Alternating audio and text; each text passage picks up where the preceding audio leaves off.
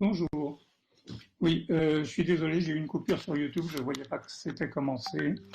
Voilà, nous allons reprendre avec le même jumelage que le premier que j'ai exposé, mais donc pas les mêmes élèves, à savoir un jumelage à trois. Le lycée de Casablanca, Louis-Massignon, Cajarc et Villefranche, de Rouergue. Et cette fois, nous avons un vrai jumelage à l'écran, c'est-à-dire que c'était un vrai jumelage aussi la première fois. Simplement, il n'y avait qu'un établissement qui exposait. Là, nous avons quelqu'un de Villefranche, je suppose que c'est Simon, c'est ça? C'est ça. Oui.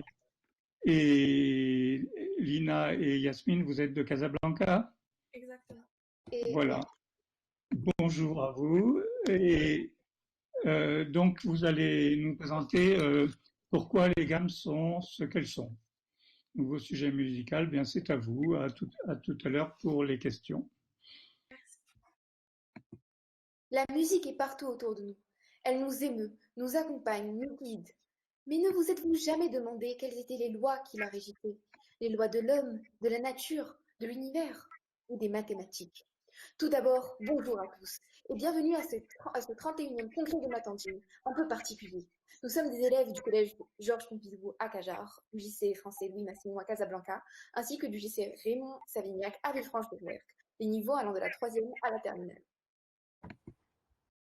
Le sujet que nous allons aborder à travers cet exposé est pourquoi les gammes sont-elles ce qu'elles sont. Alliant musique et mathématiques, nous remarquons que ces deux thèmes sont intimement liés. C'est du moins ce que disait Leibniz, grande figure des sciences du XVIIe siècle. La musique est un exercice caché, arithmétique, l'esprit n'ayant pas conscience qu'il est en train de compter. Durant les minutes à suivre, les différentes parties du sujet seront abordées sous multiples angles, mathématiques, physiques ou même historiques. Durant nos recherches, nous nous sommes posé de nombreuses questions, telles que pourquoi la musique sonne-t-elle juste? Peut-on créer de nouvelles gammes pour de nouveaux sons? Ou bien comment le son se propage-t-il? Nous commencerons par une introduction, puis nous expliquerons quelques notions élémentaires à la compréhension du sujet. Ensuite, nous rentrerons dans le vif du sujet avec qu'est-ce qu'une gamme, la création d'une gamme, d'autres manières de voir la musique, et enfin, nous conclurons. Qu'est-ce que la musique? La musique est un art et une activité culturelle consistant à combiner son et silence au cours du temps. Les ingrédients principaux sont le rythme, façon de combiner les sons dans le temps, la hauteur, combinaison dans les fréquences, les nuances et le timbre. Si vous n'avez pas compris ces mots, ne vous inquiétez pas. Ils seront expliqués pas à pas durant cet exposé. Si vous ne voyez pas le rapport avec les maths, ouvrez grand vos oreilles, car la musique utilise certaines règles ou systèmes de composition, des plus simples aux plus complexes, souvent les notes de musique, les gammes et autres. Quand on pense à la qualification de génie, pour les plus grands compositeurs tels que Mozart, Beethoven, Tchaïkovski, Bach ou encore la petite Allemand, ce n'est pas au sens figuré. Qu'est-ce qu'un son? Le son est une sensation auditive provoquée par une vibration. Trois éléments sont nécessaires à l'existence d'un son. Une source qui produit le son, un milieu qui transmet la vibration, un récepteur, l'oreille et l'ouïe. Comment caractériser un son? Un son est défini par trois paramètres, son intensité, sa hauteur tonale et son timbre. Son intensité ou volume dépend de la pression acoustique créée par la source sonore, nombre de particules déplacées. Plus la pression est importante, plus le volume est élevé, fort. Qu'est-ce qu'une gamme? Les gammes sont définies ainsi. Une gamme est un ensemble de notes dont la première et la dernière sont la même ou presque. En Occident et en Orient, différentes musiques se sont développées au cours du temps. En Occident, la musique qui est aujourd'hui reconnue à l'échelle mondiale et qui s'est développée est la musique tonale. À part si vous êtes fan d'Kaltoum, c'est généralement la musique que vous écoutez tous les jours. En Orient, d'autres types de musique se sont développés que l'on qualifiera de modales. Aujourd'hui, c'est la musique tonale qui va nous intéresser. La musique tonale se distingue par des modes. Le mode majeur correspond à une musique plutôt joyeuse, tandis que le mode mineur correspond à l'inverse, à une musique plutôt triste, dramatique. Les temps ne sont pas, sont assez difficiles pour se lamenter. Alors aujourd'hui, souriez mes amis, nous nous intéresserons qu'au mode majeur. On reconnaît de façon globale, en écartant les modes, deux types majeurs de gammes dans la musique tonale.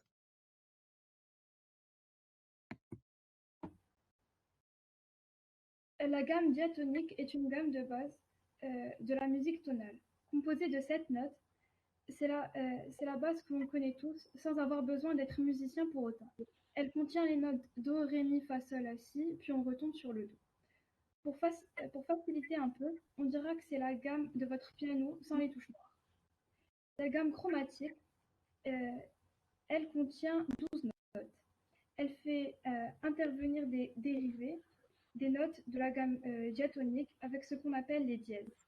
Toutes les notes en possèdent, à part le Mi et le Si, ce qui nous donne au total 12 notes avant de retomber sur le Do.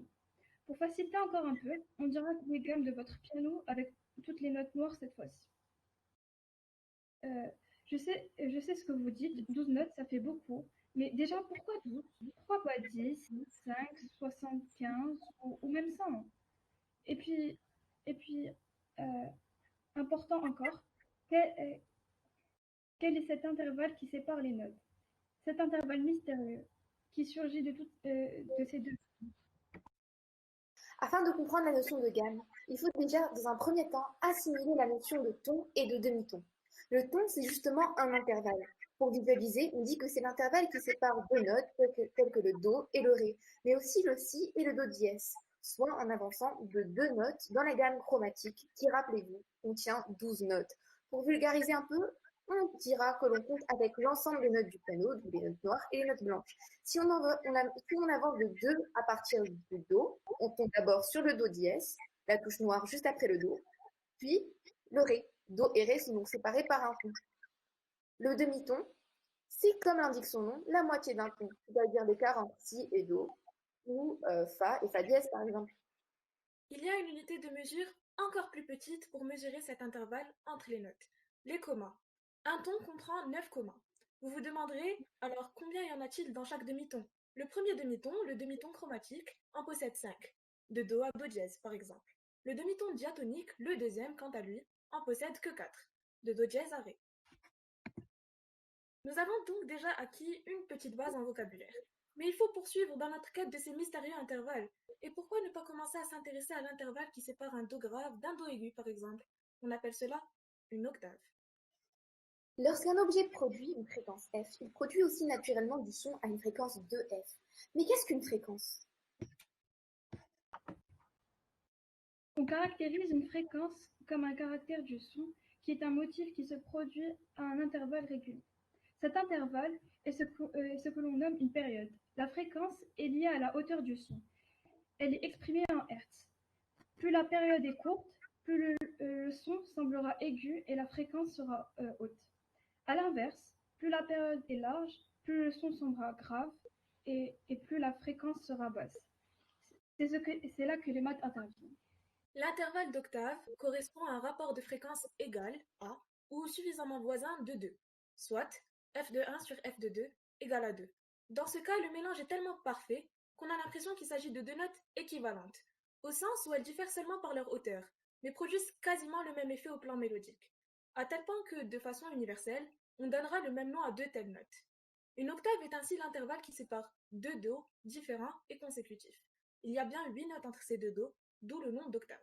C'est le mélange le plus stable, avec l'intervalle trivial d'unisson qui correspond à un rapport de fréquence égal à 1, c'est-à-dire f de 1 égale à f de 2. On prend donc une fréquence de départ, peu importe laquelle. Nous avons choisi 440 Hz car cela correspond à un La. Si on entend la note 440 Hz, cela nous donne une simple fréquence. Mais si on veut une autre note qui pourrait bien aller avec cette note, il suffit donc de multiplier par 2 notre fréquence de départ. On obtient donc 480 Hz, ce qui en réalité correspond à un La, mais tout simplement plus aigu. Et si on entend les deux, ça nous donne un son harmonique, moins juste.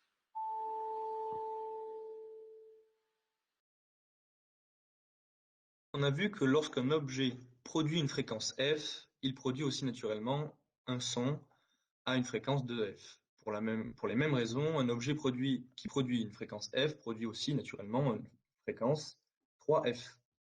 Après l'octave, qui est l'intervalle non trivial le plus consonant, on trouve donc la quinte. Intervalle essentiel car il va porter à lui seul, une fois la notion de classe d'octave bien comprise, la construction de toutes les notes utilisables et utilisées, ce de manière quasi universelle. La construction des notes à partir du seul intervalle de quinte conduit à la gamme dite pythagoricienne. Et non, nous n'aborderons pas les triangles rectangles cette fois-ci. L'intervalle de quinte correspond au rapport de fréquence le plus simple après 2, c'est-à-dire 3. Donc, une autre fois, si on prend notre fréquence 440 Hz, donc notre là, et qu'on veut une note harmoniquement juste qui irait avec elle, il nous suffit de multiplier notre note de départ par 3, ce qui nous donne 1320 Hz. Et finalement, si on veut écouter la quinte, c'est-à-dire les deux notes en même temps, on a quelque chose qui sonne agréablement vrai.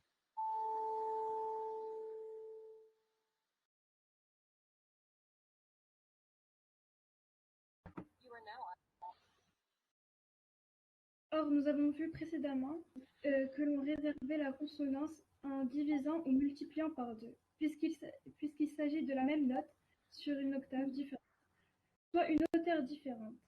On peut donc associer la quinte au rapport de fréquence 3 sur 2, ou même 3 sur 4, puisque cela revient au même. Il se trouve que selon l'ordre des notes, rangées par hauteur croissante, une quinte correspond à un écart de 5 notes, par exemple Do, Sol ou Ré, La. D'où le nom donné traditionnellement à cet intervalle, l'intervalle de quinte. L'intervalle de quinte est d'une stabilité et d'une douceur extrême. Tout en mettant en mélange deux notes résolument non équivalentes du point de vue mélodique.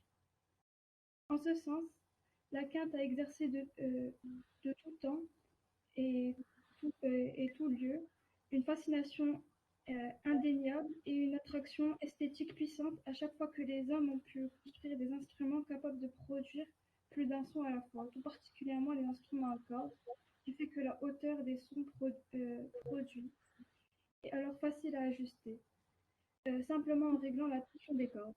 Ainsi, dès qu'on peut régler à volonté les fréquences F1 et F2, on vérifie aisément que le rapport voisin est 3 sur 2. Il surgit un îlot de stabilité attractif qui conduit tout naturellement à accorder en quinte, en cherchant la stabilité maximum pour un battement quasiment nul. Ce même pour les oreilles non exercées. Donc, comme on l'a vu, on voit que multiplié par 2, par 3, divisé par 2, tout ça, ça va toujours nous donner des notes harmoniquement justes par rapport à notre note de départ. Alors, à titre d'exemple, si on prend la quinte qui faisait 1320 Hz, ça nous paraissait un peu trop aigu, mais si on la divise par 2, ça nous donne un son un peu plus approprié, car quand on va jouer la quinte, ça va sonner tout aussi juste, mais dans la même octave. Pour créer plein de notes sur notre gamme, il suffit de répéter le procédé de passage à la quinte pour chaque note. La note numéro 2 est obtenue comme la quinte de la note numéro 1. La note numéro 3 est obtenue comme la quinte de la note numéro 2. Et on continue ainsi pour les notes 4, 5, 6, 7, 8, 9, 10, 11 et 12. On pourrait continuer comme ça jusqu'à l'infini, sauf qu'on se rend compte que la 13e note est pratiquement égale à la note de départ, à 6 Hz près. Nous n'avons donc pas besoin de rajouter des notes. Après la 12e, on peut se limiter à 12 notes. On peut représenter les notes sous forme d'une boucle. Cette figure est appelée le cycle des quintes. En effet, ce cycle peut être reproduit peu importe la fréquence de départ. C'est pour cela qu'on ne retrouve que 12 notes en musique et non pas 10, 20 et 100, ou du moins dans le monde occidental. Ces gammes sont appelées les gammes de Zarlino, des physiciens, les gammes pythagoriciennes, les gammes naturelles, peu importe, ou les trois, si ça vous fait plaisir. Le fait qu'on retombe sur la même note de départ vient en réalité d'une presque égalité mathématique. Comme vu précédemment, quand on prend la quinte et qu'on la multiplie par 3 demi, ça sonne juste. Donc si on reproduit l'opération 12 fois de suite, la fréquence obtenue est égale à 3 sur 2 puissance 12, la fréquence de départ. Or, 3 sur 2 puissance 12 est environ égal à 129,7. Et c'est très très proche de 128, qui peut aussi s'écrire comme une puissance de 2 puissance 7. Puisqu'une multiplication par 2 équivaut à un passage à l'octave, 2 puissance 7, c'est 7 octaves au-dessus de la note de départ. Prendre 12 fois la quinte, c'est donc quasiment comme prendre 7 fois l'octave. La miraculeuse boucle presque au bout de 12 notes provient donc d'une presque égalité mathématique. 3 sur 2 puissance 12 est environ égal à 2 puissance 7. Autrement dit, 3 puissance 12 est environ égal à 2 puissance 19. Le problème avec cette égalité, c'est que justement, elle est approximative. En effet, on remarque qu'à la fin du cycle de 12 notes, on ne retombe pas exactement sur la note de départ. Ce léger décalage a longtemps hanté les compositeurs durant l'histoire. Le décalage a beau être infime, il ne s'entend que malheureusement que trop bien pour toutes les oreilles. Si l'on entend une fréquence de La parfaite, cela sonne juste à nos oreilles. Mais malheureusement, quand on écoute une fréquence de La avec son équivalent après une octave, c'est-à-dire 400, avec un décalage de 6 Hz, c'est désagréable, on entend un battement. En effet, une gamme parfaite n'était donc pas envisageable. Mais il n'était pas question de s'arrêter là pour autant. La musique ne nous semble pas parfaitement juste lorsqu'on l'écoute. La question était donc de trouver un intervalle où le loup ne s'entendrait que peu. Et c'est comme ça que les compositeurs ont réussi à vaincre cette hantise du loup. Après avoir lu le sujet de notre chercheur professeur Gérard Montseny, nous nous sommes directement demandé comment se construisent les gammes et si nous pouvions en créer de nouvelles, du moins des gammes qui ne sont pas utilisées dans la vie de tous les jours. Les rapports entre les notes de l'octave étaient de 12e racine de 2, 3 sur 2 pour la quinte et 5 quarts pour la tierce. Les graphes, donc, à votre gauche. De manière générale, avec nos référentiels tierce et quinte, le rapport entre les gammes est de grand P sur 2 puissance n, où P est un nombre premier. Il y a donc une multitude de rapports utilisables pour créer des gammes. Dans un premier temps, nous n'avons choisi que deux rapports 7 huitièmes et 11 huitièmes. Après le calcul, on obtient ces graphes. Chaque point correspond à une note dans la gamme. Mais nous nous sommes demandé pourquoi en rester là. Vu on peut donc créer une multitude de gammes, nous avons décidé de coder un programme qui le ferait pour nous. Le voici. Ce programme permet à partir de 3 paramètres, la fréquence de base, le nombre premier au numérateur du rapport, la puissance de 2 au dénominateur du rapport, 4 paramètres et le nombre de notes que l'on veut obtenir, d'avoir une gamme. Ce programme utilise 3 fréquences. F0, la fréquence de base que l'utilisateur aura choisie, F1, fréquence qui variera tout au long du programme pour représenter toutes les notes de la gamme, et F2, fréquence qui prendra la valeur directement antérieure à celle de f de 1 qu'on essaie de calculer, afin que le rapport reste valable. Soit on essaie de calculer la 5e note de la gamme, la 5e valeur de F1, alors F2 prendra la valeur de la 4e note. En plus, il y avait deux conditions à respecter. Tout d'abord, les différentes notes de la gamme F1 doivent rester dans l'intervalle F0 et 2 F0. De plus, elles doivent être jouables par le module WinSound de Python, donc doivent être comprises entre 37 et 32 767. Voici les deux conditions. Ensuite, ce programme permet de jouer la gamme et d'afficher son graphique selon la position des notes. Voici un exemple. Nous choisirons comme fréquence de base 1000. Comme nombre premier au numérateur 29 et comme puissance de 2, 2 puissance 4. Nous souhaiterons 8 notes.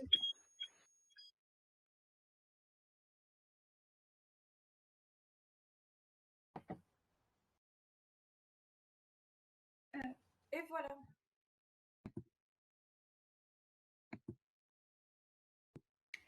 Durant cette année, quelque peu troublée, nous avons exploré de nombreuses pistes qui n'ont pas abouti, comme par exemple l'analyse de la propagation du son, tenter de composer de nouvelles gammes, etc. Cependant, nous avons fait une ouverture sur les autres cultures musicales qui ont évolué. Au fil du temps, les genres musicaux évoluent donc, de nouvelles gammes ont vu le jour. Les gammes chromatiques et diatoniques ne sont que des standards parmi des dizaines de gammes qui sont très variées, notamment dans le jazz. Au cours de l'histoire, sur l'ensemble de la surface du globe, Différents types de musique ont également évolué en fonction des cultures. On relève notamment beaucoup de différences entre la musique occidentale et la musique orientale. Dans la musique arabe marocaine, par exemple, il existe non pas 12, mais 24 notes, avec en plus des demi-tons, des quarts de ton. Dans la musique asiatique, les gammes pentatoniques sont les plus utilisées. Elles contiennent non pas 12, mais seulement 5 notes. La musique a existé dans toutes les sociétés humaines depuis la préhistoire. Elle est à la fois forme d'expression individuelle, notamment dans l'expression des sentiments, source de rassemblement collectif et de plaisir, fêtes, chants et danses, et symbole d'une communauté culturelle, nationale ou spirituelle, hymne national, musique traditionnelle, folklorique, religieuse ou encore militaire. Mais le son perçu comme agréable n'est-il rien de plus qu'une simple perception dépendant de la culture, l'éducation et l'environnement de l'individu? Ou bien un facteur biologique commun à tous les humains? Ou dû aux mathématiques? Il semblerait que la perception de la musique soit affectée par ces trois paramètres. Mais si l'on nommait les goûts et les préférences de chacun, il est difficile de déterminer si la musique est une perception universelle ou individuelle. Il s'agit d'un problème non résolu et sûrement non résoluble. Nous tenons à remercier l'association Matandine de nous avoir permis de poursuivre nos recherches et de présenter nos travaux, malgré les circonstances très certainement hors du commun. Nous remercions notre chercheur pour ce sujet qui a été stimulant tout au long de l'année. Nous tenons de même à exprimer notre gratitude envers nos professeurs qui nous ont soutenus. Et finalement, un grand merci au public pour son attention et son intérêt. Y a-t-il des questions? Voilà. Ben, nous, on vous remercie beaucoup. C'était très bien, surtout ça doit être difficile de préparer un exposé à distance. Bon, déjà à distance quand on n'est pas dans le même établissement, mais là, à très grande distance, et vous avez parfaitement synchronisé. C'était très bien comme exposé. Alors, j'ai quelques questions. Alors, une, je suis pas complètement sûr de comprendre ce que Blanche veut dire. Si la musique tonale s'étudie par les modes, la musique modale s'étudie-t-elle par les tons? Mais on n'a pas beaucoup parlé de la musique modale, en fait. Je peux essayer de répondre. Alors en fait, la musique modale, c'est-à-dire elle est très différente de la musique tonale dans le sens où elle va pas utiliser forcément les tons. C'est pour ça que la musique tonale est appelée tonale, c'est en référence au mot ton. Ce qui fait que ça dépend de quelle musique modale. En fait, la musique modale, c'est vraiment pas spécifique. Ça englobe tous les types de musique à part la musique tonale. Ce qui fait que vraiment ça dépend. Il y a des musiques, par exemple la musique arabe, elle va utiliser les tons, sauf qu'elle va utiliser Pardon, la plus de... musique arabe, hein? La musique arabe, elle va utiliser 24 notes. En fait, au lieu de prendre des deux tons, on va aussi prendre des quarts de ton, ce qui fait qu'on va avoir le double des notes. Mais ça dépend des musiques. Tout dépend du pays, de la culture. D'accord, très bien, merci beaucoup. Une autre question. On a parlé des dièses, mais on n'a pas parlé des bémols. Alors, il y a une question et je vais peut-être compléter parce que vous avez parlé rapidement des commas. Donc, on divise chaque ton en 9, 4 d'un côté et 5 de l'autre côté du dièse ou du bémol, je ne sais pas lequel. Et la question qui va avec, bon, d'abord, la question qui était posée, les bémols, à quoi ils servent là-dedans? Et la question complémentaire, c'est cette division en 9, d'où elle vient finalement? Est-ce que quelqu'un veut répondre? Alors, moi, par rapport au bémol, j'ai pas de question parce qu'on a considéré les touches noires du piano comme les demi-tons. On n'a pas fait la distinction entre les dièses et les bémols. Cependant, par rapport au coma, je sais que cela vient d'un certain scientifique qui a essayé de chercher à découper la musique plus précisément, mais on s'en est arrêté là parce que c'était pas très utile par rapport à nos gammes. Effectivement, en fait, on avait poursuivi un peu nos recherches, mais on a jugé que pour l'exposé, ça allait peut-être perdre certains de parler des bémols. En fait, les bémols, c'est tout simplement, très simplement, l'inverse des dièses, c'est-à-dire si on prend un la dièse, un sol dièse, c'est l'équivalent d'un la bémol. En fait, avec un dièse, on va monter de 4, et avec un bémol, on va en fait, monter. C'est juste l'équivalent ou il y a un comma d'écart? En fait, c'est différent, mais visuellement sur un piano, en fait, c'est juste l'inverse. Avec une dièse, on va avancer d'un demi-ton. Avec un bémol, on va reculer d'un demi-ton. Mais au niveau des commas, Aviva demande lequel est le plus haut. Par exemple, le do dièse est-il plus haut que le ré bémol ou c'est le contraire? non, c'est la même chose. Non, non, Sur un C'est piano, pas c'est la même chose. ça dépend des Les GS et ré bémol, c'est exactement la même chose. instruments. C'est pour ça qu'on a jugé pas nécessaire. Ça Non, serait la même chose. Donc, écoutez, moi, je n'ai pas assez de culture musicale pour être sûr de vous répondre. Mais de toute façon, personne n'a à tout savoir, hein. Les questions, ben, vous répondez ou vous dites on n'a pas pu regarder ça. Ça n'a aucune importance. Votre exposé était déjà très bien. C'est simplement la curiosité des auditeurs, hein, et la mienne. Alors, je complète avec une question là. La première division naturelle qu'on trouve, et on l'avait aussi dans le premier exposé, c'est en 12, en 12 intervalles, oui, euh, pour un octave. On divise l'octave en 12. Parce que, vous l'avez très bien expliqué, parce que 3 puissance 12 ressemble beaucoup à 2 puissance 19. D'accord. Après, on peut essayer éventuellement d'affiner, mais ce n'est pas le sujet. Je me demandais simplement une question très naïve. Pourquoi sur ces 12 intervalles, il y en a qu'on appelle les notes et l'autre des dièses? Pourquoi on en a privilégié 7 parmi les 12?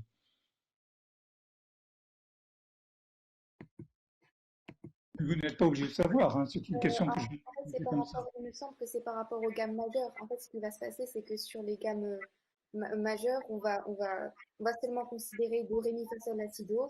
Puis après, il me semble que c'est tout simplement pour ça. Je pense que, Ouais, peut-être pour l'utilisation hein, aussi. exactement. Voilà. Je C'est pense plus que, simple de n'avoir que 7 notes, c'est ça? donc, je Mhm. pense que, en fait, c'est juste pour faire la distinction entre les gammes chromatiques et diatoniques. On a déterminé que justement une gamme majeure, c'était un ton, un demi-ton, un ton, un ton, un ton, un demi-ton. Donc, ils ont dû sûrement, je ne sais pas comment ça s'est passé, mais je pense que les gammes diatoniques, justement avec que cette note, ont été déterminées dans le sens où la gamme majeure se met juste sans rajouter des pièces. Bon, alors encore une question, si bon, on a un peu dépassé, mais c'est pas très grave puisqu'on n'a rien après. Pourquoi une clarinette en si bémol ne joue pas les mêmes notes qu'un piano ou une guitare? Pourquoi ce décalage? Mais peut-être que bon, c'est pas vraiment le sujet de l'exposé, c'est une question que se pose Blanche pendant qu'elle écoutait votre exposé. Si vous avez une réponse, vous avez une réponse. Si vous n'en avez pas, ça n'a aucune importance, hein. je ne suis pas sûre, mais c'est pas quelque chose qu'on a étudié au sein de l'atelier, c'est juste question de culture générale. Il me semble que c'est par rapport au timbre de l'instrument, mais je suis toujours pas sûre, donc je ne peux pas vous garantir. D'accord. Et c'est pas moi qui vais vous aider, je ne sais pas non plus du tout. Je pense que c'est plutôt par rapport à l'autre sujet, question de tempérament. Ils sont plus focalisés sur ça, si je me Oui, trompe. mais ils n'ont pas parlé de différence entre les instruments quand même. Je sais pas. Bon, une autre question. Pardon? Pas de problème, je vais juste revenir. En fait, le timbre de l'instrument, comme on l'a dit, en fait, quand on joue, à part si on utilise un diapason, chaque instrument a un son qui lui est propre parce que quand on joue une fréquence, d'autres fréquences sont aussi jouées. On ne l'entend pas forcément, mais justement, Mozart, il disait que quand il jouait une octave, il entendait 16 notes. Et en fait, ce qui se passe, c'est que c'est pour ça que les sons des instruments vont varier. Et comme l'a dit Léna, je pense que c'est surtout pour ça que une clarinette va sonner très différent d'un piano, très différent d'une guitare, etc. Oui, d'accord. Mais ça, c'est plutôt les harmoniques d'une note. C'est pas vraiment un décalage. Mais enfin bon, écoutez, je suis pas assez compétent pour dire quelque chose là-dessus de plus. Mais merci bien de votre réponse. Une autre à laquelle je ne sais pas plus répondre, c'est la quinte est-elle toujours aussi agréable à entendre? Car la quinte juste, oui, mais la quinte diminuée n'est pas très agréable. Alors, c'est par rapport aux quintes un peu approximatives que vous aviez montrées au début. Euh, S'il y a quelqu'un qui veut répondre, parce que je pense que je parle trop là. Non, Non, c'est Ben, bon. en fait, on n'a pas étudié vraiment les modes mineurs aussi, et je sais que on n'a pas vraiment expérimenté tout ce qui était diminué, second diminué, quinte diminué, tout ça. Du coup, je peux pas vraiment répondre. Mais je sais qu'en tout cas, si on parle de la quinte qu'on étudie, c'est-à-dire avec un rapport 3/2, une quinte augmentée, ça sonne parfaitement juste dans tous les cas, peu importe la fréquence de départ. Non, mais 3/2, c'est la quinte juste. Mais quand on raccorde justement à la 12e fois, on fait une petite déviation. Ça, c'était le loup. En fait, ce qui se passe, c'est que on retombe pas exactement sur la note de départ. C'est pour ça qu'il y a ce décalage. Et c'est pour ça que, en accordant les instruments, ça va pas être exactement 3/2 au niveau du loup. Et c'est pour ça que ça sonne faux. En fait, Voilà, on entend le battement. Parce que c'est pas la même fréquence. C'est pas ok. parfait. C'est ce qui avait été expliqué aussi, oui, c'est ça. C'est que si on veut que ça tombe juste au bout de 12 coups, on ne met pas l'accord à la quinte juste. C'est ce qu'il doit appeler la quinte diminuée. Oui. Voilà. Bon, dans ce cas-là, on nous dit que c'est pas très agréable. Moi, j'ai pas de jugement là-dessus. Ok, ben je crois que j'ai fait un peu le tour des questions. Votre exposé était très bien. Je vous remercie. Encore bravo.